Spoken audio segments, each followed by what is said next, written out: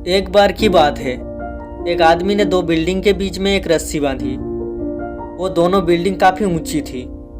रस्सी बांधने के बाद उस आदमी ने उस रस्सी पर कदम रखा और रस्सी पर चलने लगा। नीचे खड़े सारे लोग उस आदमी को देखने लगे और वहां पर काफी सारी भीड़ जमा हो गई। वो आदमी धीरे धीरे कर उस रस्सी पर चल रहा था और सारे लोग उस आदमी की तरफ देख रहे थे और सारे लोग उस आदमी को इस तरह से देख रहे थे मानो कब वो नीचे गिर जाए। उस आदमी ने आधा रास्ता पार कर लिया, तभी उसका बैलेंस बिगड़ गया।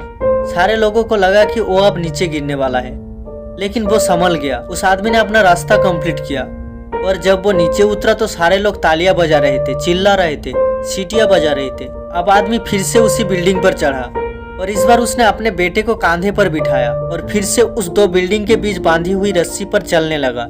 उसके बेटे ने उसे कसकर पकड़ लिया और अब तो सारे लोग बड़े ही हैरानी से देख रहे थे। वो आदमी जैसे जैसे उस रस्सी पर कदम रख रहा था, वैसे वैसे लोगों की धड़कनें तेज हो रही थी। लेकिन इस बार भी उस आदमी ने उस रस्सी को अच्छे से पार कर लिया। जब वो नीचे आया तो उसने माइक लेकर पब्लिक की तरफ देखकर कहा कि आप लोगों को विश्वास है कि मैं ये फिर से कर सकता हूँ? पब्लिक ने बड़े ही जोश में हाँ कहा। उस आदमी ने फिर से पब्लिक की तरफ देखकर कहा कि आपको पूरा यकीन है कि मैं ये फिर से कर सकता हूँ? सारी पब्लिक ने फिर से हाँ कहा। तभी उस आदमी ने कहा, तो फिर लाइए मुझे अपना बच्चा दीजिए। तभी सारी पब्लिक शांत हो गई। उस आदमी ने कहा, जिस तरह मैंने अपने बच्चे को कांधे पर बिठाकर ये रस्सी पार की है, इसी तरह मैं आपके बच्चे को बिठाकर ये रस्सी पार करूंगा। लेकिन इस बार पब्लिक में से किसी की आवाज नहीं आई। सारी पब्लिक शांत खड़ी थी। तभी उस आदमी ने कहा कि अभी तो आपको मुझ पर पूरा भरोसा था कि मैं ये रस्सी पार कर सकता हूँ, लेकिन अभी किसी को नहीं है। दोस्तों, इस कहानी से हमें ये सीख मिलती है कि हमें जितना विश्वास दूसरों पर होता है, उतना ही विश्वास हमें खुद पर भी करना चाहिए। हमें उतना ही विश्वास खुद पर रखना चाहिए।